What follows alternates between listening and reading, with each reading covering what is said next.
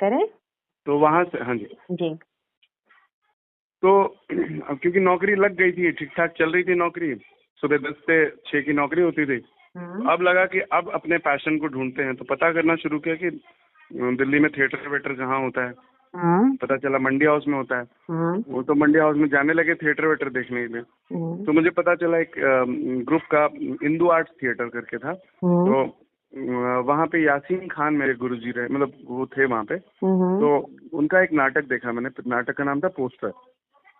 तो मैंने उनसे जाके फिर बात करी कि सर मैं थिएटर करता था और इधर बीच में कुछ दिनों का गैप हो गया, लेकिन मैं कंटिन्यू करना चाह रहा हूँ कि मेरी नौकरी लग गई है, तो अब मैं कर सकता हूँ मैनेज। और तो बोले हाँ ठीक है, हमारा 6 बजे के बाद ही होता है। तो मैंने बोला हाँ सर, मैं 6 बजे के बाद ऑफिस से छूट के सीधे भाग के आ जाऊंगा आधा घंटे के अंदर। तो बोले ठीक है ज्वाइन कर लो।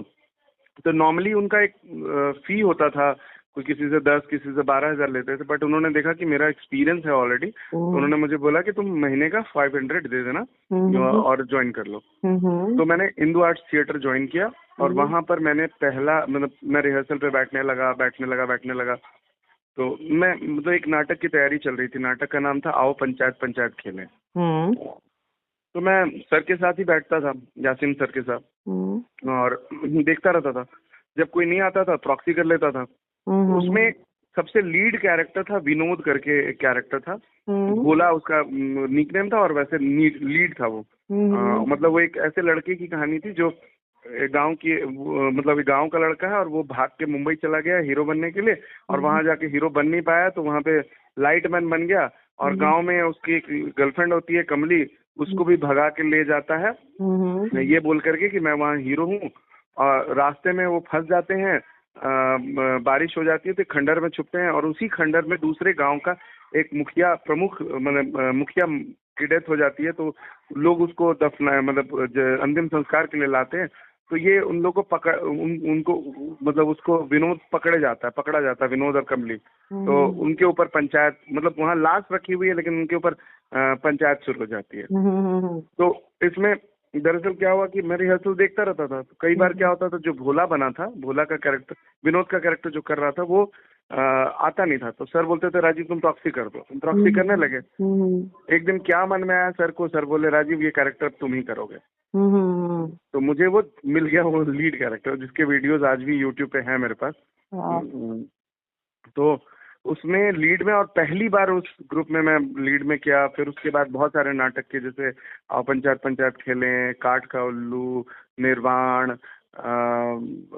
और भी बहुत सारे नाटक, भी याद नहीं आ रहे, बट बहुत सारे नाटक मैंने किए उस दौरान में, सर के, यासीन सर के निर्देशन में। अच्छा, एक था राजेश सर, एक प्रश्न था कि आपने एक नाटक किया था जब आप बहुत छोटे थे, है ना? जी, अपने भाई के निर्देशन के अंदर में, ठीक? जी। और दूसरा आपने दिल्ली में ये नाटक फर्स्ट करा था। तो दोनों नाटकों का बीच में कोर्ट मार्शल वगैरह भी किया सर, संजय लाल के निर्देशन में। नहीं, जैसे दिल्ली में मंडी हाउस में करने वाले एक अलग एक्सपीरियंस है ना? अलग एक्सपीरियंस है, बिल्कुल। तो ये दोनों एक्सपीरियंस आप मुझे बताओगे कि आप बचपन में जो किए थे आपको कैसा फील हुआ था, और दिल्ली मंडी हाउस में आप कर रहे होते, बहुत गजब एक्सपीरियंस होता है उसका। हाँ। बचपन में जब किया था तो उस समय कुछ भी एक्टिंग का ये भी नहीं पता था। बस ये था कि जो मेरे अंदर जो एक्टर बाय बॉर्न था, उसको मेरे भाई ने निर्देशित किया। और एक बड़े आश्चर्य की बात है कि भाई ने मेरे को निर्देशित किया, भाई एक्टिंग करता था, और भाई ने एक्टिंग छोड़ दिया, आज तक वो कभी नहीं किया फिर कभी उसके बाद, बिल्कुल। लेकिन मैं कंटिन्यू रहा। वो जो एक्सपीरियंस था वो था कि खेल खेल में हमने कर लिया, लेकिन कुछ तो अंदर से हो गया मेरे अंदर में। अब ये जो दिल्ली वाला जो था, दिल्ली वाला एक्चुअली में, दिल्ली थिएटर के बारे में सब जानते हैं कि दिल्ली में थिएटर का एक अलग ही लेवल है। तो जब मैं आओ पंचायत पंचायत खेल रहा था, और उसके करीबन 3 शोज किए हमने, तो इसकी तैयारी का और किसी दूसरे निर्देशक के निर्देशन में काम करना, और वो भी लीड, जिसमें आपको एक बकायदा एक पूरा एक गाना आपके ऊपर मंचन हो रहा है, गाने में भी डांस भी कर रहा हूँ, सब कुछ था उसमें। हीरोइक पर्सनालिटी मिली, हीरोइक कैरेक्टर था। तो यासीन खान नो डाउट बहुत अच्छे निर्देशक थे, अब वो रहे नहीं, गुजर गए वो। तो लेकिन बहुत ही अलग चीज था, कुछ अलग सा कुछ हो रहा था मेरे साथ, और मुझे लगने लगा कि अब मैं दिल्ली थिएटर का हिस्सा बन चुका हूँ। और जिसके बारे में लोग चर्चा करते हैं और जिसके बारे में बोलते हैं लोग कि दिल्ली में थिएटर, तो वो बन चुका था। तो और उसके बाद फिर क्योंकि यासीन खान सर के नज़र में मेरा इम्प्रेशन बहुत ही अच्छा रहा, क्योंकि मैंने उसके 3 शोज किए, तीनों बहुत अच्छे परफॉर्मेंसेस रहे मेरे। तो उसी समय यासीन खान सर ने मुझे लेके एक फिल्म प्लान करी। फिल्म का नाम था राम खिलावन MBBS। एक दरअसल उस समय क्या था कि वीडियो फिल्म का वीडियो जो सीडी का दौर आ चुका था। वो वीडियो फिल्में बहुत चल रही थी। तो कुछ एक फिल्में बहुत अच्छा बिजनेस कर रही थी, तो सर ने प्लान किया कि हम लोग भी एक फिल्म बनाएंगे और इसमें हीरो रहेगा राजीव। तो राम खिलावन का कैरेक्टर मैंने किया था। राम खिलावन MBBS का मतलब है राम खिलावन मैट्रिक बार फेल। एक कॉमेडी फिल्म थी, वीडियो फिल्म थी। और तो मैंने उस फिल्म में बकायदा 2 गाने थे मेरे ऊपर फिल्माए गए थे, और इसकी पूरी शूटिंग बुलंदशहर में हुई थी। बुलंदशहर के पास गिजौरी करके गांव था एक, वहां पे यूपी में एक बुलंदशहर है, वहां पे पूरी शूटिंग। और उस समय मुझे पहली बार, क्योंकि गांव में सबको पता था कि ये हीरो यही है, मुझे पहली बार हीरोइक ट्रीटमेंट मिला।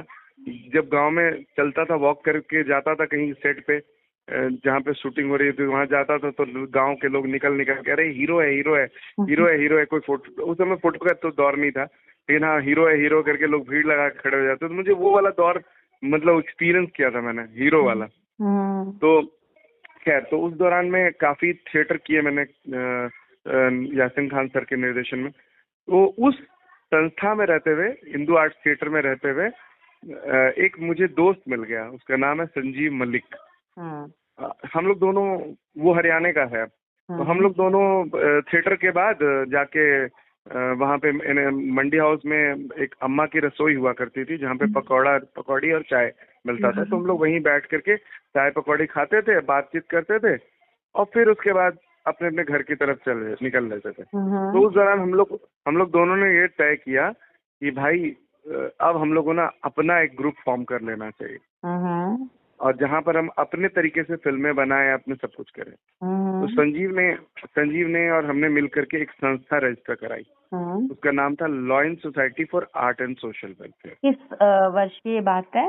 ये 2006 की बात है ना। अच्छा। तो और तब तक मैं काम कर रहा था वहाँ मीडिया नेटवर्क में, नौकरी कर रहा था। नौकरी चल रही थी, 3.5-4 साल लगभग काम किया वहाँ पे। तो नौकरी पूरे दिन भर 10 से 6 की नौकरी, फिर 6 बजे से लेकर के शाम को हाँ, ये बताना भूल गया कि मैं 6 बजे वहां से अपने ग्रीन पार्क से बस पकड़ता था और इंडिया गेट आता था बस से। और इंडिया गेट से करीबन 2 किलोमीटर है, मतलब लगभग 1.5 से 2 किलोमीटर है मंडी हाउस। तो वॉक करके जल्दी गाना गाते हुए, और क्योंकि हम लोग बिहारियों की जो डिक्शन को लेके बहुत इश्यूज हैं, प्रॉब्लम्स होती है, तो मैंने उस दौरान में मैंने ये डिसाइड किया कि यार मैं ऐसे गाने गाऊंगा जिसमें डिफिकल्ट वर्ड्स हों, और मैं अपना वो डिक्शन सुधार लूंगा। तो मैं गाना गाता था, शायद मेरी शादी का ख्याल दिल में आया। तो ये सब ऐसे गाने चुन करके जिसमें तालव्य होते थे, तो वो गाते हुए पूरे 1.5-2 किलोमीटर का रास्ता सफर तय करता था और वहाँ मंडी हाउस पहुंचता था। तो ये रोज का सिलसिला था, ऐसा कंटिन्यू चल रहा था। तो फिर हमने संजीव और हमने जब अपना ग्रुप रजिस्टर कराया, फिर हमने हिंदू आर्ट्स थिएटर को फिर हमने टाटा बाबा कह दिया। फिर हमने अपना ग्रुप बनाया। अपना ग्रुप बना करके हमने lions society for art and social welfare के तहत हमने पहला प्रोडक्शन किया। हमने फिर नुक्कड़ नाटक करने शुरू किए। तो पहला नुक्कड़ नाटक किया हमने हादसा, और हमें वो प्रोजेक्ट मिला, बेसिकली पेड प्रोजेक्ट था। वो पेड प्रोजेक्ट मिला था हमें L&T कंपनी, L&T जो लार्सन एंड टुब्रो कंपनी है, उनका सेफ्टी के ऊपर, जो सेफ्टी मेजरमेंट्स होते हैं कंस्ट्रक्शन साइट्स पे, उसके ऊपर हमने एक नाटक तैयार किया। नहीं सॉरी, हमने एड्स के ऊपर उनका, क्योंकि जो मजदूर लोग होते हैं उनके बीच हमें एक नुक्कड़ नाटक करना था एड्स के ऊपर अवेयरनेस के लिए। तो हादसा नाम था नाटक का। पहली बार हमने किया तो हमें फिर कॉन्फिडेंस आया। हम लोग 4-5-6 लड़कों को जुटा लिया था, हमने अपने साथ जोड़ लिया था। फिर उसके बाद हमने बोला कि अब हम लोग नाटक करते हैं, तो हम लोग स्टेज प्ले करते हैं। नुक्कड़ तो कर लिया हम लोग, चलो स्टेज करते हैं। तो स्टेज के लिए हमने नाटक उठाया गिरगिट। आंतोन चेखोव जो रशियन राइटर है उनका। तो गिरगिट का मंचन हमने पहली बार, मैंने और संजीव ने पैसे जमा किए। पैसे जमा करके हम दोनों, क्योंकि वो भी नौकरी कर रहा था, मैं भी नौकरी, मेरी भी सैलरी 10,000 रुपये थी, संजीव की सैलरी 6,000 रुपये थी। तो हमने 2-4 हज़ार रुपये इकट्ठा करके, और उसके बाद एक वहाँ पे ऑडिटोरियम है दिल्ली में, फ्रेंकवाइज अलायंस, वहाँ पे उसको बुक करके फिर हमने वहाँ पे गिरगिट का पहला मंचन किया। अब हमें लगा कि यार हम थिएटर तक ही क्यों सीमित रहे, हम लोग फिल्म भी करनी चाहिए। तो हमने और संजीव ने, क्योंकि संजीव जो है वो कबीर साहब का फॉलोअर था, कबीर, जो संत कबीर, तो उसने बोला राजीव क्यों ना हम लोग संत कबीर के ऊपर फिल्म बनाए। तो पहली बार मैंने कबीर साहब के ऊपर में मैंने रिसर्च करना शुरू किया। जितनी पढ़ाई मैंने कॉलेज में नहीं करी थी उससे कहीं ज्यादा मुझे बहुत सारे बुक्स पढ़ने पड़े संत कबीर साहब, क्योंकि संत कबीर साहब बहुत ही कंट्रोवर्शियल टॉपिक है। उनको हिंदू भी मानते हैं और मुस्लिम भी मानते हैं। तो रिसर्च किया, उसके बाद एक स्क्रिप्ट तैयार करी मैंने, उसका नाम था कबीर जीवन दर्शन, और वो एक फिल्म की स्क्रिप्ट थी। और उसकी पूरी शूटिंग हमने पूरा कास्टिंग किया प्रॉपर, और मैंने संजीव ने मिल करके 70,000 रुपए कहीं से सूद पे पैसे उठाए हमने, और उठा करके, ये सब पागलपन था हमारा। संजीव बोला कि मैं पूरा प्रोडक्शन मैनेज करूंगा, तुम डायरेक्शन करो। मैंने बोला और जहाँ तक एडिटिंग की बात है तो मैं वो एडिटिंग भी कर ही दूंगा, क्योंकि मेरा तो वहाँ पे प्रोडक्शन हाउस में रात में बैठ करके मैं एडिट कर सकता हूँ। तो फिर हमने उस साल, ये बात है 2006 की बात है। तो हमने 2006 में कबीर जीवन दर्शन का प्रोडक्शन किया, बनाई हमने पूरी फिल्म। उसमें एक्टर्स वगैरह हमने सब NSD राम सेंटर वगैरह से लिए हमने। लेकिन हमें लगा कि यार एक फिल्म बनाने, और फिल्म का कुछ हुआ नहीं खास, क्योंकि फिल्म तो बना ली हमने, एडिट वेडिट सब हो गया। संजीव ने कहा कि यार इसको हम लोग ना कबीर के जो मठ होते हैं ना वहाँ पे बेचा करेंगे। तो कबीर मठ में हमने बेचने का प्लान किया, लेकिन जिस कबीर मठ में हमें बेचना था उस कबीर मठ में पुलिस का वो हो गया, रेड पड़ गया। वहाँ बहुत सारे आर्म्स मिले, तो हमारा सपना वहीं धरा के धरा रह गया। तो उसकी सीडी थी, 500 सीडी हमने बनवाई थी, उसको वैसे ही बोरी में बंद रह गई और कुछ नहीं हो पाया। तो फिल्म बहुत अच्छी बनी थी कबीर साहब का पूरा, और उसकी शूटिंग हमने बनारस में भी जाके शूट किया, हरियाणा में, क्योंकि कबीर साहब का जो जन्म हुआ था तालाब में हुआ था। तालाब में कमल के, कहा जाता है कि नीरू और नीमा उनके माता पिता को मिले थे, मतलब वो कभी कमल फूल के ऊपर मिले थे वो, ऐसा कहा जाता है। तो उस तालाब में भी हमने मतलब देख के आए थे, तो वैसा तालाब हमने हरियाणा में ढूंढा, हरियाणा में मिल गया था, तो वहाँ शूट किया। मतलब बहुत अच्छे प्रोडक्शन किए हमने। लेकिन हमें फिर ये फिल्म करने के बाद ये समझ में आया कि यार हर बार हम लोग ये 70,000 करके फिल्म बनाते रहेंगे तो हम तो बर्बाद हो जाएंगे। सही बात है। देन वी डिसाइडेड कि हम लोग एक काम करते हैं कि कॉस्ट कटिंग करते हैं, अब 70 के बजाय हम लोग 7,000 में फिल्म बनाएंगे। मैम यहाँ तक रखें क्या मैम अगले, क्योंकि इसके बाद और थोड़ा आपको कोई दिक्कत, मैं ज्यादा एक्सप्लोर कर रहा हूँ, कोई टेंशन नहीं ना है इसमें? मुझे 40 पेज 50 पेज जितना होगा मुझे उतना सहूलियत है, समझ रहे हो ना। जब रिसर्च होती है तो डिटेल में तो ज्यादा अच्छा है ना। अच्छा, तो यहाँ तक रखते हैं मैम, कबीर जीवन दर्शन के बाद कबीर जीवन दर्शन तक रखते हैं। पक्का पक्का पक्का, ठीक है ना, कल करते हैं सर। Thank you. खाने के लिए बुलाया जा रहा है। नहीं, आप खा लो। Okay, thank you, good night. ठीक है मैम, ठीक रहा, कोई दिक्कत तो नहीं इसमें? बहुत, मुझे बस सच बताऊं दिल से, मैंने बहुत लोगों का रिसर्च, मैंने जूनियर भी कर रहा है और ये मेरे सीनियर है। मुझे सबसे ज्यादा ना इंस्पिरेशनल स्टोरी, मोटिवेशनल, मैं बता नहीं सकती मुझे कितने मोमेंट पे ना मैं खुद आपको अपने से कनेक्ट करके मेरे गूज़बम्स भी आ रहे थे। अरे बाप रे, बहुत अच्छा लग रहा है। चलिए मैम, ठीक है मैम, कल फिर बात करते हैं। Thank you ma'am, welcome, bye. जी सर। तो हमने पहली जो फिल्म बनाई वो उसमें लगभग 70,000 खर्च हुए, और हम दोनों ही संजीव मलिक और हम दोनों ने मिल के पैसे लगाए थे। तो अब हमें लगा कि यार हर बार कहाँ से इतने पैसे लाएंगे, तो हमने सोचा कि अब थोड़े क्योंकि अल्टीमेटली हमने थिएटर के साथ साथ फिल्म भी करनी थी, क्योंकि मेरा ये मानना है कि कोई भी एक्टर तभी तैयार होता है जब थिएटर और फिल्म दोनों चीजें साइमल्टेनियसली करता हो, समानांतर तरीके से। वरना तो हमने फिर बजट कॉस्ट कटिंग करके हमने 7,000 रुपए इकट्ठा किए आपस में, मैंने और संजीव ने, और हमने एक फिल्म बनाई, शॉर्ट फिल्म, जिसका नाम था काश। जी। और ये एक सच्ची घटना पर आधारित थी। मेरे ही एक रूम पार्टनर, मेरा एक बहुत ही क्लोज फ्रेंड, मतलब जमशेदपुर चांडिल का रहने वाला था, और उसी की कहानी थी, क्योंकि वो मेरा जो दोस्त था उसका नाम था शशांक, शशांक पांडे। और वो एक्चुअली उसकी डेथ हो गई थी, क्योंकि मेरा रूम पार्टनर था, और जिस दिन मैंने उस रूम छोड़ा था हमारे बीच में कॉन्फ्लिक्ट शुरू हो गए थे। तो मतलब क्योंकि कहते हैं, मैं वो एक बहुत बड़ा सबक था मेरे लिए कि हम लोग जब अलग अलग रहते थे तो हम लोग में बहुत अच्छी दोस्ती थी। फिर जब हम लोग साथ में, उसने बहुत जिद किया कि चल हम लोग साथ में रहते हैं। तो जब, और वो भी नौकरी करता था राजस्थान पत्रिका में, और मैं भी अपने अपनी नौकरी में लगा हुआ था, तो उसने जिद किया कि हम लोग इतने अच्छे दोस्त थे तो हम लोग क्यों ना साथ रहें। और ये मेरे लाइफ का एक वन ऑफ द, मतलब one of the precious lesson है, जिसको मैं आज अपने स्टूडेंट्स को भी सिखाता हूँ, समझाता हूँ कि एक अच्छा रूम पार्टनर कभी भी एक अच्छा दोस्त, एक अच्छा दोस्त कभी भी एक अच्छा रूम पार्टनर नहीं हो सकता। तो हम लोग जब साथ में रहने लगे तो कॉन्फ्लिक्ट शुरू हो गया, क्योंकि उसकी आदतें अलग थी, मेरी आदतें कुछ अलग थी, मेरे हैबिट्स अलग थे। लाइक उसको रात को देर से नींद आती थी और मैं जल्दी सो जाता था, और उसको सुबह देर से उठना होता था, मुझे जल्दी सुबह उठना होता था। तो सुबह उठ के मैं बर्तन मांजता था तो उसको खटखट की आवाज पसंद नहीं आती थी। रात को जब मैं सोने जाता था तो वो, रात को उसको स्मोकिंग करने की आदत थी, तो उसको पसंद नहीं था। तो फिर मैंने फाइनली डिसाइड किया कि यार हम लोग अलग हो जाते हैं, क्योंकि हमारे बीच में लड़ाइयाँ हो रही हैं। तो हम जब जिस दिन मैंने छोड़ा रूम, उसके एक हफ्ते के अंदर उसकी डेथ हो गई। कैसे? उसको एक्चुअली वो क्योंकि स्मोक करता था, और उसी दौरान में उसको जॉन्डिस हो गया। जॉन्डिस हुआ तो उसके मेरी वजह से थोड़ा सा कम करता था डर से, लेकिन जब मैं चला आया तो वो उसके दूसरे जो दोस्त थे उन्होंने उसको दारू पिला दी, स्मोक करा दिया। तो जो जॉन्डिस है, क्योंकि लीवर रिलेटेड, लीवर से होता है, तो उसका लीवर डैमेज हो गया पूरी तरह से, और फाइनली उसकी डेथ हो गई।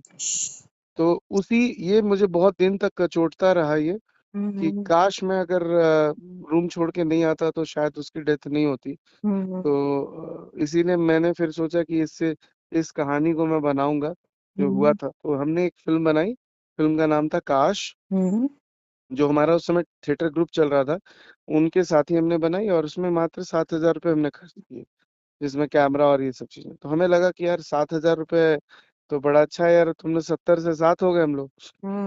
लेकिन इसमें भी थोड़ा बिजनेस था।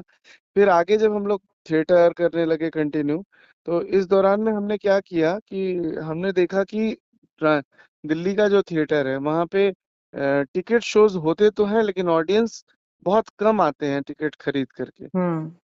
ये हर रंगमंच की विडंबना है कि ऑडियंस, अगर टिकट रख दो तो ऑडियंस आते नहीं है, वो पास मांगने लग जाते हैं, और थिएटर को हमेशा से फिल्मों से कंपेयर किया जाता है। तो हमने एक स्ट्रैटेजी बनाई, हमने बोला यार एक काम करते हैं, ऑडियंस हम तक नहीं आ रही है तो हम ऑडियंस तक चलते हैं। तो दिल्ली में लकीली क्या है कि हम लोगों का, क्योंकि मैं तब तक मेरी जो नौकरी थी, मैं तब तक, हाँ, ये इस बीच में ये हुआ कि मैं थिएटर तो हम लोग कर ही रहे थे।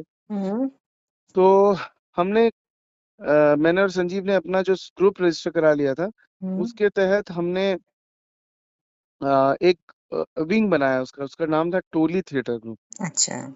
क्योंकि lion society for art and social welfare बोलना बड़ा लंबा होता था, तो हमने हमने सोचा कि लायन सोसाइटी बहुत सारे काम करेगी, बहुत सारा काम कर रही है, तो उसका एक थिएटर विंग हम लोग बनाते हैं जिसका नाम था टोली थिएटर ग्रुप। और इसी टोली के दौरान हम लोग थिएटर करने लगे।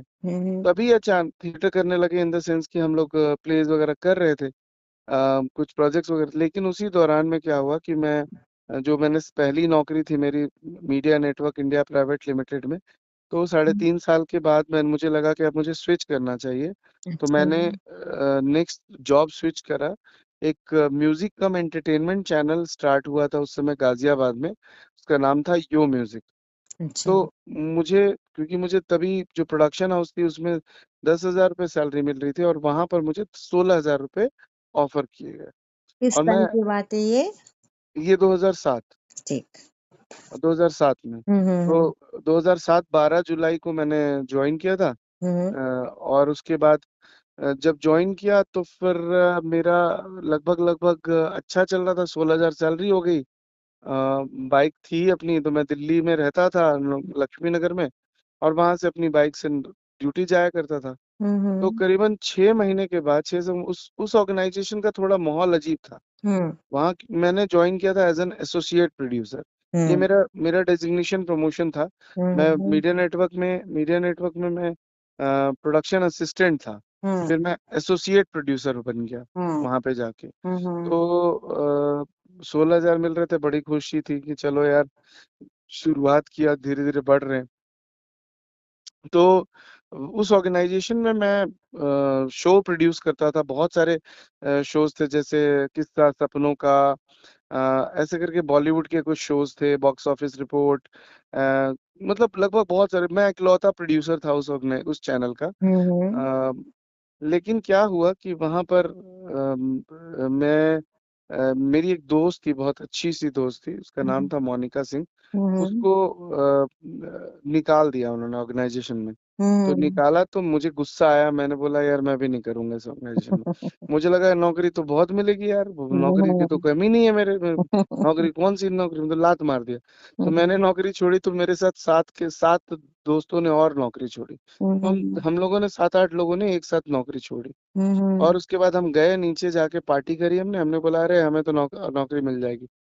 अब हुआ यूं कि नौकरी तो हमने छोड़ दी 16,000 की। लेकिन जितने लोग मेरे साथ थे, जो मोनिका थी या और भी जो दोस्त वगैरह छोड़े थे, सबकी धीरे धीरे नौकरी लग गई। इकलौता मैं बचा जिसकी नौकरी नहीं लगी। अच्छा, ये यू म्यूजिक का है या सिर्फ प्रीवियस वाली जॉब के बारे आप बोल रहे हो? नहीं नहीं नहीं, ये मैं स्विच कर चुका था ना, मतलब मीडिया अच्छा अच्छा। नेटवर्क छोड़, मैं 3.5 साल काम किया, फिर मैंने यू म्यूजिक ज्वाइन किया 2007 में, 10 जुलाई को, सॉरी 12। 12 जुलाई को। 12 भी मेरे लाइफ का एक बहुत इंपॉर्टेंट चीज, मेरी बहुत सारी चीजें 12 तारीख को होती है। अरे वाह। तो हुई है ऐसा। तो मैंने जो हमने जो यो म्यूजिक छोड़ा, मीडिया नेटवर्क तो बहुत अच्छे से छोड़ा छोड़ा, कोई टेंशन नहीं थी। यो म्यूजिक मतलब जो विनीता माधव है, उनके परमिशन से छोड़ा। उन्होंने बोला ठीक है बेटा जाओ, कोई दिक्कत नहीं है, अब आगे बढ़ो तुम। बहुत कुछ सीख चुका था मैं, कैमरा खुद करता था, एडिटिंग खुद करता था, अपने शोज की स्क्रिप्टिंग खुद ही करता था। फिर उसके बाद यो म्यूजिक जब पहुंचा, तो करीबन 7 महीने हो गए थे मुझे। तो वो जॉब हमने लात मार दी जॉब को, अपने एक अच्छा दोस्त के चलते। अच्छा, फिर मतलब मोनिका के चलते आपने यू छोड़ दिया यो छोड़ दिया, हाँ। और आपके अब चलते और 7 लोगों ने यू सात छोड़ा। अब वो उसमें भी एक राज है कि मुझे बाद में पता चला कि वो जो 7 लोगों ने छोड़ा, वो मोनिका के चाहने वाले लोग थे। तो मोनिका छोड़ा तो 7 लोग बोले हम भी नहीं काम करेंगे, तो बाद में पता चला कि वो बाकी के साथ उसके चाहने वाले थे। अच्छा अच्छा। तो खैर, जो होता है लाइफ में अच्छे के लिए होता है, मैं बिल्कुल। ये मानता हूँ। तो अब हुआ यूं कि मेरे साथ बाकी के जितने भी 7-8 लोग थे, इवन मोनिका, सबकी धीरे धीरे नौकरी लग गई। सब कहीं ना कहीं ज्वाइन किया, मैं इकलौता, और 3 महीने गुजर गए, मेरी नौकरी नहीं लगी। मैं एकदम फ्रस्ट्रेशन और डिप्रेशन के एकदम एक्सट्रीम लेवल पे चला गया था। मेरे पैसे खत्म होने लगे, मेरे पास कुछ नहीं था। मैं जो घर से नहीं मंगवा रहा था, मैं अब मुझे घर से थोड़े पैसे से लेने लग गए। मुझे लगा अब मैं खत्म हो गया यार, मैंने कितनी बड़ी गलती कर। उस दिन मुझे बहुत अफसोस होने लगा कि मैं मतलब कभी किसी चीज को ऐसे ठुकराना नहीं चाहिए था। लेकिन कहते हैं जो होता है हमेशा अच्छे के लिए होता है। तो मैंने डिसाइड किया कि यार छोड़ो, एक काम करते हैं। अब लग रहा है कहीं नहीं, और मैं इस दौरान में बहुत सारे इंटरव्यूज दे रहा था, लेकिन कहीं नहीं हो रहा था मेरा। तो मेरे साथ एक अजीब सी विडंबना ये थी कि मैं जहाँ पे लक्ष्मी नगर में रहता था, एक रूम लिया हुआ था मैंने, उसी रूम में अकेले रहता था मैं। तो मेरे रूम के बगल में एक भाभी रहती थी। उनका बहुत बड़ा इम्पोर्टेंट रोल है मेरे लाइफ में, क्योंकि उनका एक छोटा सा बेबी था। तो अब क्योंकि मैं नौकरी पे जा नहीं रहा था, तो वो अपने बच्चे को ला के दे देती थी, बोलती थी कहीं नहीं जा रहे हैं, लीजिए बच्चा खिलाइए। तो अब हम दिन भर बच्चा खिलाते थे, और लेकिन हमको उससे और फ्रस्ट्रेशन हो रहा था कि यार ये क्या, मेरी जिंदगी क्या हो गई यार, बच्चा खिलाने भर रह गया हूँ। तो उनके डर से हम रोज सुबह में 10 बजे निकलते थे। भाभी पूछती थी कहाँ जा रहे हैं, हम नौकरी पे जा रहे हैं। और निकल करके जाके हम झंडे वालन मंदिर है, वहां पे चले जाते थे, और पूरा दिन वहीं सोते थे, वहीं गुजारते थे, और लंगर खाते थे। और फिर शाम को 6 बजे ऑफिस के टाइम पे वापस घर आते थे। अच्छा तो ना। भाभी जी को लगता था कि ये तो नौकरी पे जाते हैं, बट हम वो पूरा का पूरा लगभग 2 से ढाई महीना हम वहाँ मंदिर में सोए दिन भर, और वहीं से कहीं अगर इंटरव्यू का कॉल आता था तो वहीं से इंटरव्यू के लिए जाते थे, और फिर वापस वहीं आकर के लंगर खाते, क्योंकि वहाँ पे रोज दोपहर में लंगर होता है, लंगर खाते थे। फिर अब लगने लगा कि अब नहीं हो पाएगा, सबकी नौकरी हो गई, सब सारे लोग नौकरी में लग गए जिन्होंने छोड़ा था हमने साथ में। तो अब लगा अब खत्म, अब कुछ नहीं हो सकता, तो फिर लगा कि चलो छोड़ो। अब जो ऑर्गेनाइजेशन हमने छोड़ा था, जो पहली जो नौकरी थी, media network India private limited, तो पर इस दौरान में मैं थिएटर नहीं कर पा रहा था, क्योंकि मैं ऐसे ही जूझ रहा था अपने परेशानियों से। तो तो मैंने सोचा चलो media network India private limited ही ज्वाइन कर लेते हैं। तो मैंने मैडम को फोन किया, विनीता मैम को। मैम बोली कि तो मुझे एकदम सहर्ष स्वीकार की, बोली कि हाँ बेटा, आ जाओ बेटा, कोई इशू नहीं है तुम्हारे लिए, मीडिया नेटवर्क का रास्ता, दरवाजा हमेशा खुला है, तुम आ जाओ वापस। तो मैंने बोला ठीक है मैम, मैं वापस आ जाता हूँ, लेकिन एक बार वापस फिर से ज्वाइन करना। लेकिन अंदर से दिल गवाह नहीं दे रहा था कि जिस रास्ते को जिस जहाँ छोड़ के आए फिर से हम वहीं जा रहे हैं, मतलब ये मेरी हार हो रही है। तो फिर मैंने उनको बोला कि मैम मैं एक बार घर होके आ जाता हूँ। और तब तक मेरा फोन बंद हो चुका था, क्योंकि मेरे पास फोन रिचार्ज कराने के पैसे नहीं थे, पैसे लगभग खत्म हो गए थे। तो तो उस दौरान में मैं मैम को मैंने बोला कि मैम मैं एक बार घर से होके आ जाता हूँ, घर वालों का आशीर्वाद लेके फिर मैं पूरी एनर्जी के साथ फिर काम करूंगा। मैम बोली ठीक है बेटा, जाओ। और ये बात है 2007 नवंबर की बात है, सॉरी अक्टूबर की बात है। और 2007 अक्टूबर की बात है। मैम ने बोला कि ठीक है जाओ। तो मैंने बोला उनको कि मैम 5 नवंबर को मैं आके ज्वाइन कर लूंगा।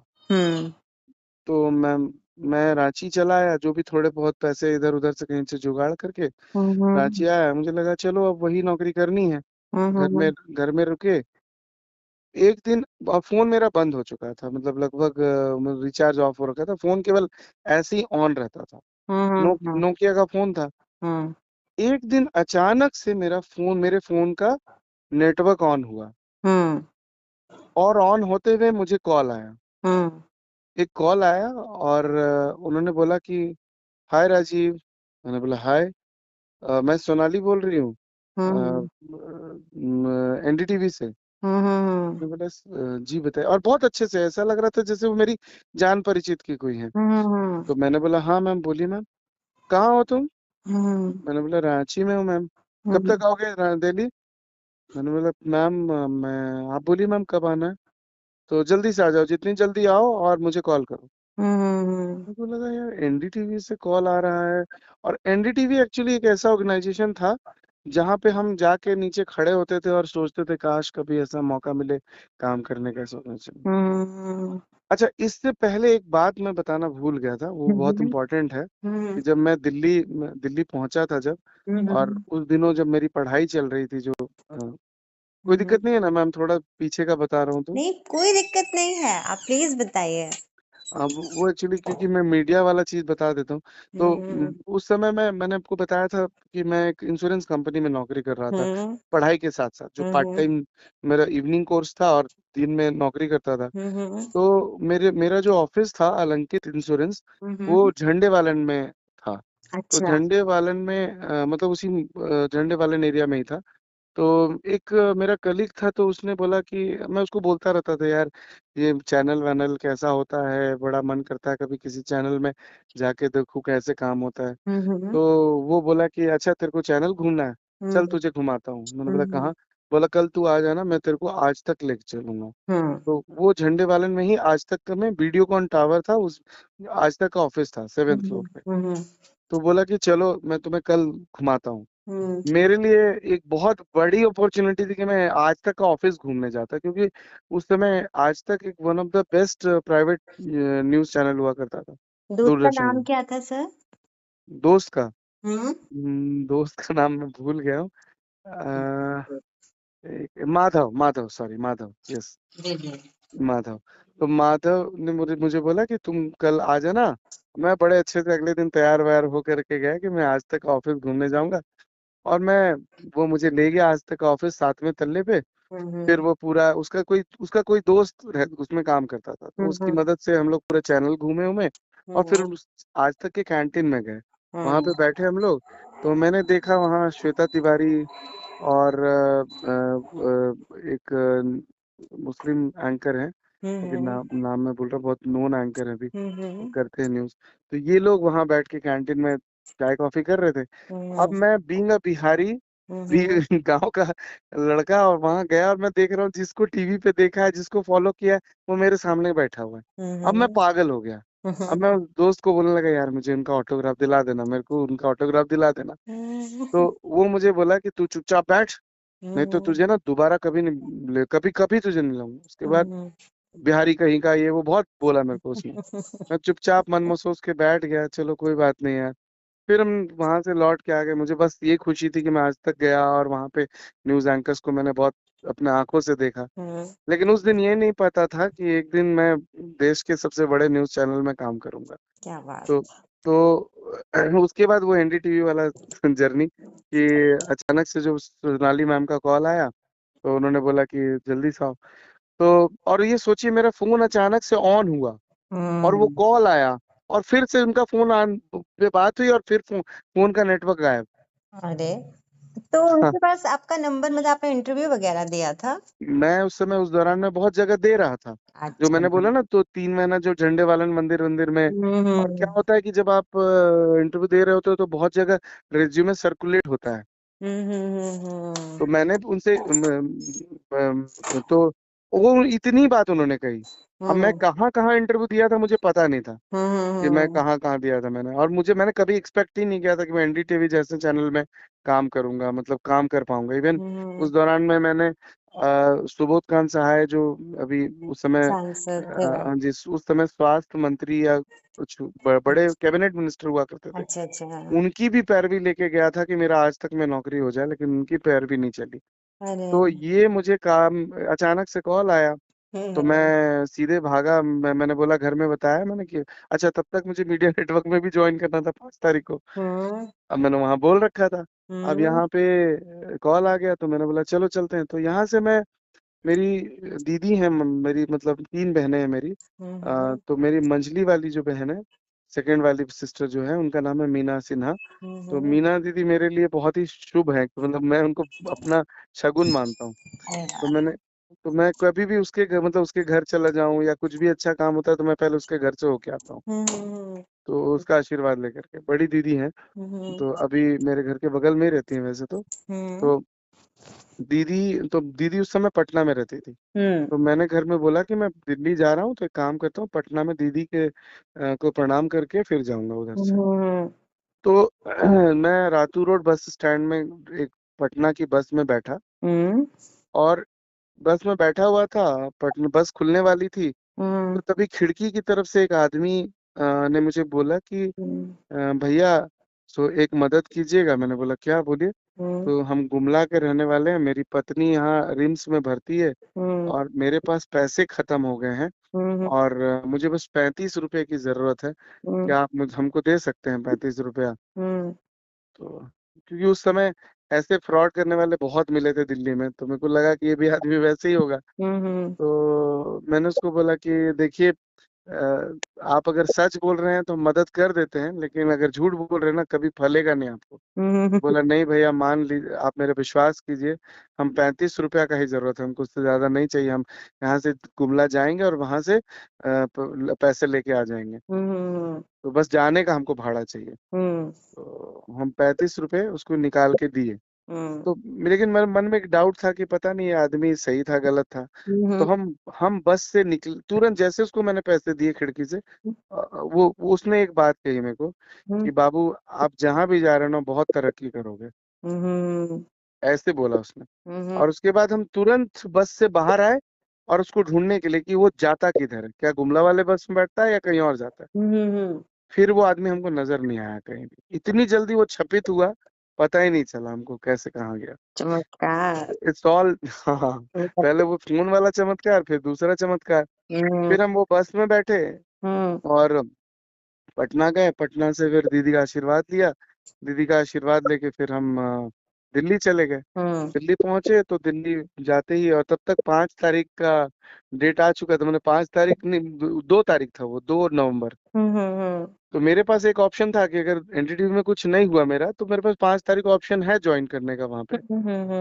तो एनडीटीवी में गया मैं भाग करके, तो मुझे पता चला सोनाली मैम का केबिन था। मैं वहां गया तो मैंने बोला, मैम सोनाली मैम, मैं राजीव सिन्हा। तो उन्होंने बोला, अरे राजीव आ गए, कैसे हो बाबू? ये बड़ा अजीब सा था यार, ये ऐसा लग रहा है जैसे घर की कोई। तो कैसे हो? बोले ठीक है मैम। मम्मी पापा सब ठीक है? बोला हाँ मैम सब ठीक है। तो अच्छा चलो बैठो बैठो, ये बताओ कि कहाँ काम कर रहे थे अभी? मतलब मैम अभी तो यू म्यूजिक में थे, लेकिन अभी छोड़ दिया मैं। तो छोड़ के अभी अभी मैं सोच ही रहा था कि ज्वाइन करूंगा कहीं। अच्छा ठीक है, तो तुम्हें क्या क्या काम आता है? तो मैंने बताया, अपना प्रोफाइल बताया, ये काम आता। चलो ठीक है, सैलरी कितना तुम्हें दे दूं तो हो जाएगा? तो मुझे मिल रहे थे 16,000 रुपए, तभी लास्ट जो सैलरी थी। तो मैंने उनको बोला कि मैम, अब एक मुंह में रटा हुआ सा एक ये था कि मैम 20 to 30% अगर इंक्रीमेंट मतलब रेज हो जाता तो अच्छा रहता। तो बोले 20 to 30% कितना होता है? अब मैं जोड़ने लगा, मैंने बोला मैम वही कुछ 20, 22, 25 के आसपास, 20 हजार के आसपास। 20 में तेरा हो जाएगा? मैंने बोला मैम हो जाएगा। मेरे को लगने लगा कि मैंने कुछ कम बोल दिया, क्या किया। हो जाएगा पक्का, सोच लो। मैंने बोला अरे 16, जिसको 16 मिल रहा है उसको 20-25 हजार मिल जाए, बहुत बड़ी बात है। सही बात है। तो बहुत बड़ा बड़ा जंप है। तो बोले ठीक है, एक काम करो, तुम जाओ एचआर में, एचआर डिपार्टमेंट में जाके बोल दे, रिज्यूमे में लेके जाओ और जाके मिल लो एचआर डिपार्टमेंट। मैं एचआर में गया और वहां पे उन्होंने कोई सवाल नहीं पूछे। उन्होंने बस इतना ही बोला कि अच्छा सोनाली मैम भेजी हैं? बोली हाँ। वो सोनाली मैम एक्चुअली में एनडीटीवी के एंटरटेनमेंट डिपार्टमेंट की हेड थी, एचओडी थी। अच्छा अच्छा। तो तो उन्होंने बोला कि अच्छा सोनाली मैम भेजी हैं, ठीक है, ओके ओके राजीव, ठीक है डन, आपको कॉल आ जाएगा। अब हुआ ही, कॉल आ जाके बोल दिया उन्होंने। उसके बाद बोलने के बाद मैं घर चला आया। घर आने अपने रूम पे चला आया। 3 तारीख हो गए, 4 तारीख हो गए, 5 तारीख हो गए। अब मीडिया नेटवर्क से कॉल आ रहा है कि बाबू तुम आने वाले थे? हमने हाँ थोड़ा सा वक्त दीजिए हमको। अब 6 तारीख हो गए, समझ में नहीं आ रहा है क्या है। मतलब एकदम जो बोलते हैं ना, कष्ट का जो है ना, कष्ट एक्सट्रीम लेवल पे चला गया। समझ रहे। समझ में नहीं आ रहा है कि मेरी नौकरी हुई है नहीं हुई है, क्या करूं नहीं करूं, समझ में नहीं आ रहा, एकदम पशोपेश में इंसान। 8 तारीख को अचानक से कॉल आता है कि राजीव आप एनडीटीवी के एचआर डिपार्टमेंट में आइए, अपने सारे डॉक्यूमेंट्स लेकर के। और डॉक्यूमेंट्स में आपको अपने पुराने ऑर्गेनाइजेशन का पे स्लिप लेके आना है। अब पुराने ऑर्गेनाइजेशन में वो लाला कंपनी थी, वो पे स्लिप देते नहीं थे। वो सिंपली एक पेपर मैंने सैलरी हाथ में पकड़ा देते थे। तो मैंने बोला क्या करूं? तो हमने एक चीज बड़ा अच्छा काम किया था, और मैं करता था ये काम बहुत। जिस ऑर्गेनाइजेशन को छोड़ के जा रहा हूँ वहां के 8-10 लेटर हेड चुरा लेता था मैं, कि क्या पता कि काम आ जाए। तो मैंने रात में बैठ करके लेटर हेड पे उस लेटर हेड पे हमने हम ज्वाइनिंग लेटर बनाया हमने, किसी दोस्त की मदद से। दोस्त का नाम था ऋषभ। तो ऋषभ की मदद से मैंने ज्वाइनिंग लेटर बनाया, और उसमें अच्छा मुझे मिल रहे थे 16, और मैं ये बोलना भूल गया था, मुझे मिल रहे थे 16। और जब सोनाली मैम ने पूछा था तो मैंने बोला था उनको 20,000 मिल रहे हैं मुझे। मैंने झूठ बोल दिया था। और 20,000 के हिसाब से मैंने बोला था 20 to 30% का ग्रोथ चाहिए। तो 20 to 30% का ग्रोथ मतलब 24-25 हजार रुपए। अब सोनाली मैम को मैंने बोल दिया था 20। अब 20 का लेटर हेड में मैंने 20 की ज्वाइनिंग लेटर बनाई, ये एक कहीं से कॉपी किया कोई फॉर्मेट। उसके बाद फिर वही सब ले करके मैं 8 तारीख को गया वहां पे। वहां पे सब में हमने सारे सबमिट किए। सॉरी, 8 तारीख को कॉल आया, 10 तारीख को हमें बोला गया सबमिट करने के लिए, और बोला गया कि 10 तारीख को आप एचआर डिपार्टमेंट आकर के सारा डॉक्यूमेंट सबमिट कीजिए। सारा डॉक्यूमेंट हमने सबमिट किया। 10 तारीख को, 11 तारीख को हमारी ट्रेनिंग हुई, और 12 जो मैंने कहा 12 नवंबर को हमारी ज्वाइनिंग हुई वहां पे। और जो कंफर्मेशन मिला हमें, कंफर्मेशन लेटर मिला, वो 11 तारीख को मिला हमें, तो ज्वाइनिंग लेटर तो 10 तारीख को मिला, 10 नवंबर। और 10 नवंबर को मैं रूम पे आया, और उसके बाद मैंने चारों दरवाजे खिड़कियां सब बंद करी, और मुंह दबा करके तकिए में, और कम से कम 1 घंटा 1.5 घंटा मैं रोया हूँ, अरे क्योंकि मेरे लाइफ का जो कष्ट था वो दूर हो गया। मतलब जो मैं इतने दिनों से झेल रहा था, मतलब स्ट्रगल कर रहा था अपने लाइफ में। और आप यकीन नहीं करेंगी, मेरी जो सैलरी थी वो 35,000 रुपए थी। वाह। मतलब मुझे ऐसा लगा कि मैंने कम बता दिया, नहीं तो वो 40 तक मिलता मुझे। एक्चुअली वो स्लैब था। मैंने वहां ज्वाइन किया था प्रोडक्शन असिस्टेंट प्रोड्यूसर के डेजिग्नेशन पे, और असिस्टेंट प्रोड्यूसर की सैलरी स्लैब होती थी 40,000 रुपए, अच्छा। 40,000। हम्म। तो खैर 35 मिला, तो 35 की का ज्वाइनिंग लेटर मिला। उसके बाद मैंने 12 नवंबर 2007 में ज्वाइन किया। 6 महीने का हमारा, सॉरी 3 महीने का हमारा प्रोबेशन पीरियड था। उसके बाद 3 महीने के प्रोबेशन पीरियड कंप्लीट करने के बाद मेरी सैलरी 40 हो गई वाह। उस समय।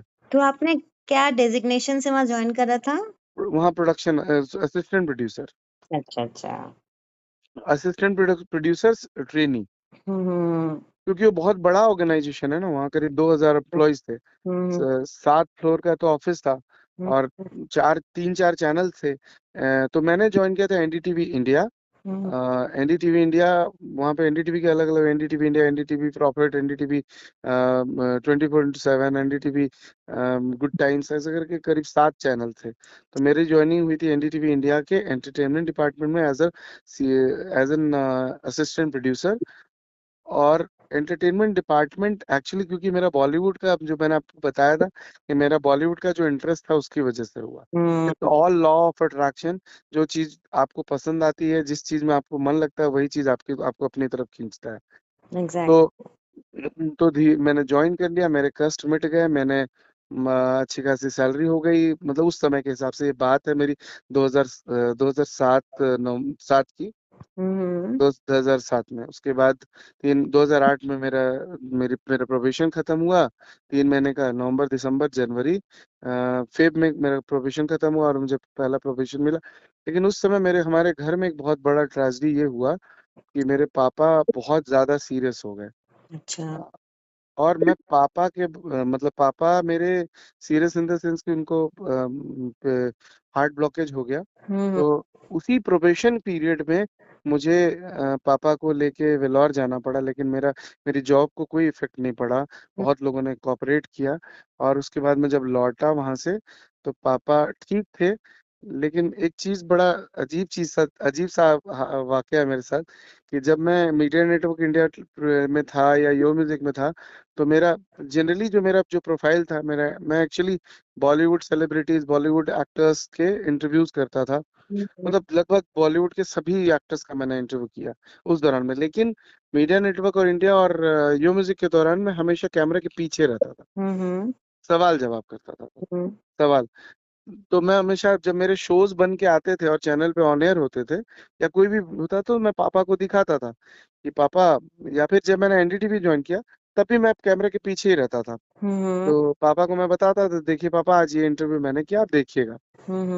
तो पापा बोले कि तुम कहाँ है इसमें, क्योंकि मैं दिख ही नहीं रहा हूँ, तो तुम कहाँ है इसमें। तो पापा बोले कि तो उसके बाद यूं हुआ कि पहली बार मुझे मौका मिला 18 नवंबर 2008 में, कि मैंने हिमेश रेशमिया की एक फिल्म आई थी, कर्ज की रीमेक थी।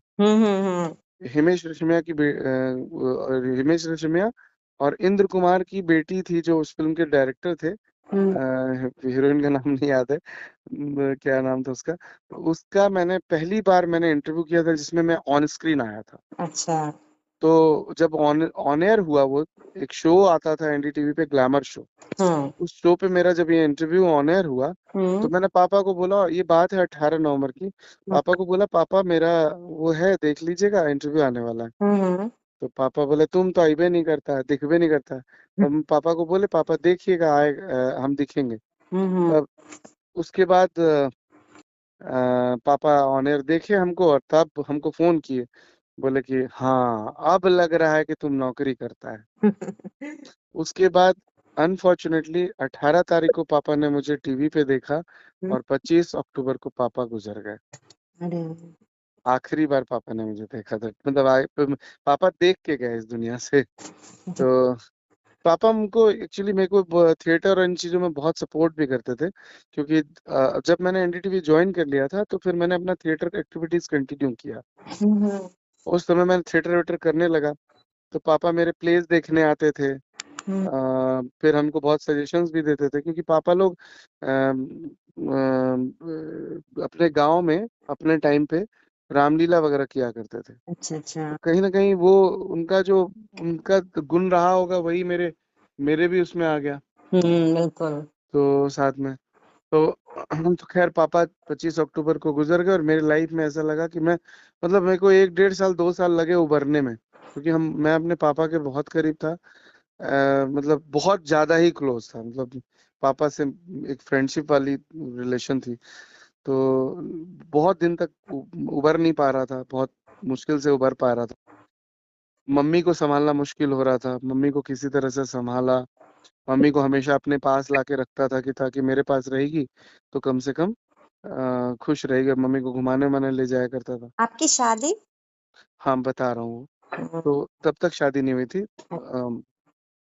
तो 2000, और हाँ इस दौर जो पापा जब तक थे या उसके बाद मम्मी भी थी, तब मैंने आपको बताया था ना कि 48,000 रुपये मम्मी ने दिए थे। तो मैं उसके बाद से जब नौकरी लगी थी मेरी मीडिया नेटवर्क में, तो लगभग हर महीने में 2,000 रुपये मम्मी और पापा को दिया करता था, 1,000 रुपये।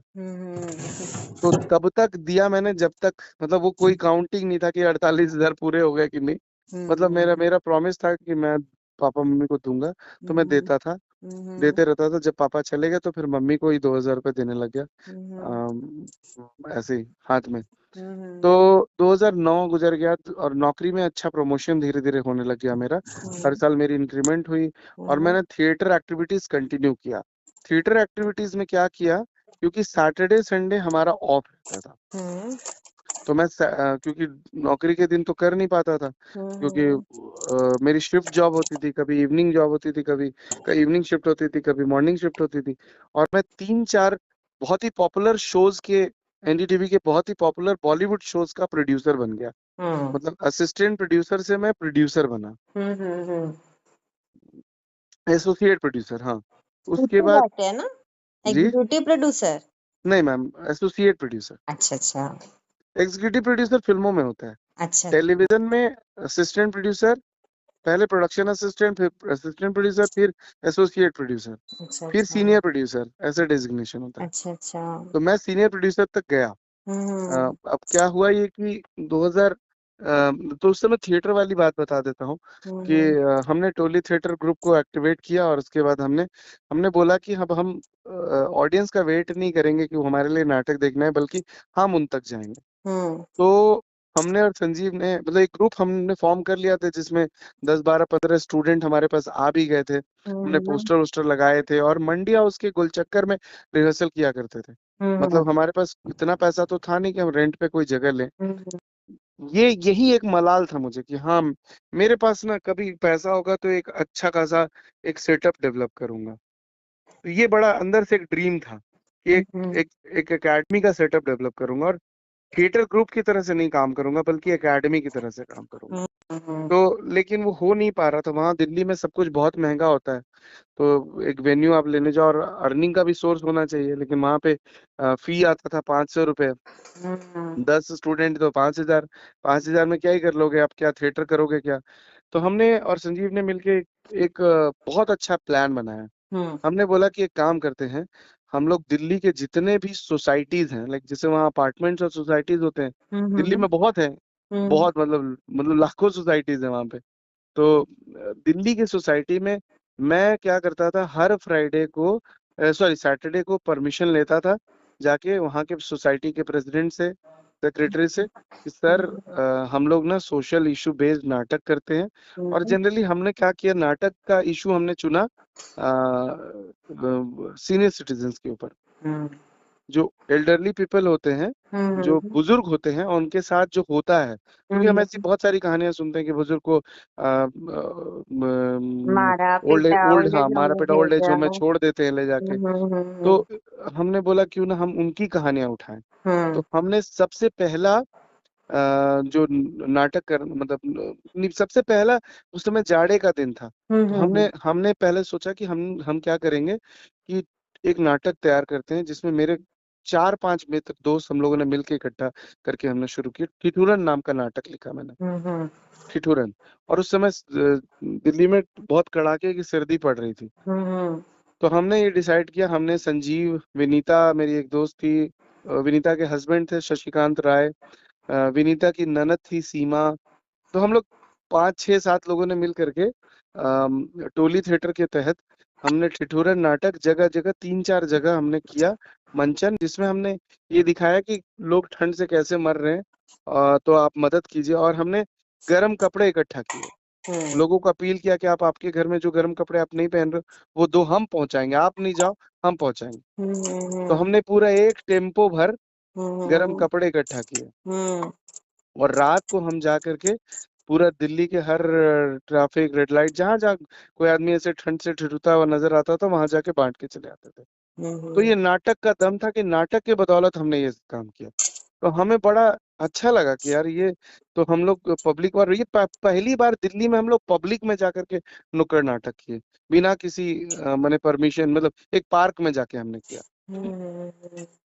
तब हमें लगा कि यार अब हम लोग ना सोसाइटीज में चलते, तो सोसाइटी में परमिशन लेते थे शनिवार को। और एक दूसरा नाटक मैंने लिखा, नाटक का नाम था कबाड़।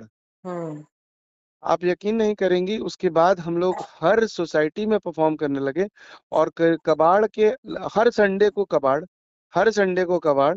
और हमने क्योंकि हमें ऑडियंस वहां मिल जा रहा था सोसाइटी के, जहां हम लोग आगाज करना शुरू किया, आओ आओ नाटक देखो आओ, तो वहां पे सोसाइटी की फैमिलीज और जो है अपार्टमेंट से लोग निकल निकल के आते थे, 250-300 लोग हमें बैठ के नाटक देख रहे थे। रिस्पांस अच्छा मिल रहा और था। क्योंकि और सोसाइटी किसी में क्या होता था कि वो फोन फोन या उस समय व्हाट्सएप शायद आ ही चुका था, या वो लोग फोन पे इन्फॉर्म कर देते थे सब सारे घरों में कि आज शाम को नाटक होगा। सोसाइटी वाले सोचते थे कि कुछ कल्चरल एक्टिविटी, तो आप लोग सब आइए, तो सारे सोसाइटी के बच्चे बूढ़े सब आते थे देखने के लिए। और टॉपिक ऐसा था बुजुर्गों के ऊपर, तो सब रोते भी थे। और उसमें मेजर कैरेक्टर मैं ही करता था, जिसका नाम मिश्रा जी का कैरेक्टर वो मैं ही करता था। तो उसमें उस नाटक में कहानी ये थी कि एक परिवार वाले, एक फैमिली होती है जिसमें बुजुर्ग को उनकी बहू और बेटा मिलकर के घर से बाहर निकाल देता है।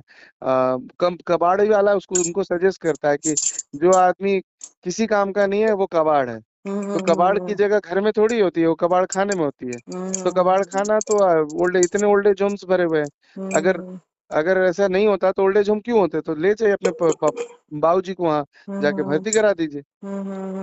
तो इस पर एक बहुत ही अच्छा गाना भी था जो हमने लिखा था, गाना कि अब क्या बच्चा है बूढ़े में उठा, जो आपने किया है कबाड़, आप खुद किए नाटक। मैं वही सोच रही थी अभी। याद आया आपको? बिल्कुल। तो वो नाटक हमने लगभग दिल्ली के लगभग 200 तक तो हमने गिने हैं। 200 के बाद हमने गिनना छोड़ दिया। हम बोले अब नहीं सकेंगे गिनने। तो लगभग हर संडे, जब बीच में हम लोग फिर क्या करते थे कि सोसाइटीज में जब परफॉर्म कर रहे होते थे तो हम लोगों से इनवाइट करते थे कि अच्छा, हम डोनेशन बॉक्स भी इकट्ठा करते थे, डोनेशन बॉक्स से पैसे इकट्ठा होते थे, डोनेशन बॉक्स रखते थे। उसके अलावा मेरी तब तक मैंने मैंने एक कार खरीद ली थी, ऑल्टो। तो ऑल्टो में बेसिकली मेरे गाड़ी में लोग जब देखते थे कि हम सीनियर सिटीजन्स के लिए नाटक कर रहे हैं, तो वो उसमें ऑल्टो में भर भर करके राशन, तो मतलब कोई चावल, कोई दाल, कोई कपड़े कंबल, ये वो डाल देता था। अच्छा। और हम लोग उसको ले जाके मतलब महीने में 3 संडे हम लोग किसी न किसी सोसाइटी में परफॉर्म कर रहे होते थे। और चौथे संडे हम किसी न किसी ओल्ड एज होम में जाकर के वो बांट आते थे अच्छा। इकट्ठा करके। तो ऐसे बहुत सारे ओल्ड एज होम, जैसे मैं नाम ही बता देता हूँ, निर्मल छाया, आयुर्धा, ऐसे करके बहुत सारे ओल्ड एज होम्स में हमने वहां पे संपर्क साधा और जा करके बांटने शुरू कर दिए हमने। चौथे संडे हम हर जाते थे वहां, वहीं पे जाके सारे बांट आते थे, दे आते थे उनको। तो ये बड़ा अच्छा लगता था, बहुत सुकून देता था कि हम लोग नाटक तो कर ही रहे हैं, साथ साथ उससे सोशल अवेयरनेस भी हो रही है। तो इसीलिए हमने अपना पंचलाइन भी बनाया, creating social awareness through film and drama. तो ये हमने अपना पंचलाइन बना और इसी पंचलाइन के ऊपर हम लोग काम कर रहे थे और संजीव का मुझे बहुत साथ मिल रहा था, हम दोनों मिलकर के। तब तक धीरे धीरे हमारे पास, हमारे अखबारों में फोटोज छपने लग गया, न्यूज छपने लग गया और हमारे पास टीम बड़ी हो गई। धीरे धीरे 20-25 स्टूडेंट्स आ गए हमारे पास, हम लोग मंडी हाउस में प्रैक्टिस करने लगे। और इस दौरान में जब हम लोग ओल्ड एज होम जाते थे तो मुझे बहुत सारे लोगों की कहानियां सुनने को मिलती थी। अच्छा। तो ओल्ड एज सीनियर सिटीजन्स की, तो मुझे स्टोरी मिलने लग गई। तो मैंने उसी दौरान में बहुत सारे नाटक लिखे, जैसे बोझ द बर्डन, जोड़ मुट्ठी भर दर्द, मे आई हेल्प यू, ऐसे करके कई नाटक मैंने senior citizen old age people के ऊपर लिखना शुरू किया। अब क्या हुआ कि हमारे ऊपर अखबारों में छपने लग गए। एक दिन अचानक से कॉल आया, और वो कॉल आया मुझे सेव द हेल्पेज इंडिया से। हेल्पेज इंडिया एक मल्टीनेशनल एनजीओ है जो कि बुजुर्गों के लिए ही काम करती है। उन्होंने बोला कि राजीव आप हमारे ऑफिस आइए, आपके बारे में हमने पढ़ा है अखबार में। तो मैं गया मिलने के लिए। उन्होंने बोला हम बहुत दिन से आप लोग को ढूंढ रहे थे कि ये आदमी कहाँ मिलेगा, कैसे मिलेगा, बड़ी मुश्किल से नंबर जुटाए। वो बॉबी पोलॉज करके अधिकारी थे उस ऑर्गेनाइजेशन के, उन्होंने मुझे फोन किया था। उनसे मैं मिला और उन्होंने बोला कि राजीव देखो, हम लोग तो इसी के ऊपर काम ही करते हैं, और हमारे पास फंड भी होता है, तो आप हमारे लिए नाटक करोगे? मैंने बोला जरूर करेंगे सर। तो उन्होंने बोला पैसे नहीं मिलेंगे, खाने को मिलेगा, केवल खाना देंगे। हम बोले हाँ सर कोई दिक्कत नहीं, खाने के लिए हम कुछ भी कर सकते हैं। तो हमने उनके लिए, हेल्पेज इंडिया के लिए नाटक करना शुरू किया, और वो केवल खाना खिलाते थे और गाड़ी देते थे, खाना खिलाते थे, नाटक करते थे, हमारी टीम नाटक करती थी।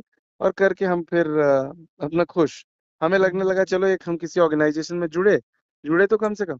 फिर उनको हमारी चीजें अच्छी लगने लगी, तो उन्होंने पैसे देना शुरू किया। पहली बार उन्होंने 2,500 रुपए दिए, खाना भी खिलाया, 2,500 भी दिए। फिर उन बच्चों में मैंने थोड़े बहुत जो भी हो पाया बांट दिया मैंने, जो भी आर्टिस्ट 5-6-7 बच्चे होते थे परफॉर्म करने के लिए। फिर उसके बाद उन्होंने 2,500 से लेके 5,000 किया, 5,000 से 8,000, 8,000 से 10,000, 10,000 से 15,000, धीरे धीरे उन्होंने बढ़ाने लगे हमारे पैसे। तो बच्चों को पैसे भी मिलने लग गए अब कम से कम। मैं यहाँ अब ब्रेक लेके फिर कॉल करूँ? हाँ मैम, हाँ मैम, ठीक है। ओके, आप याद रखना इस पॉइंट हाँ पे। जी मैम, जी मैम। जी, अरे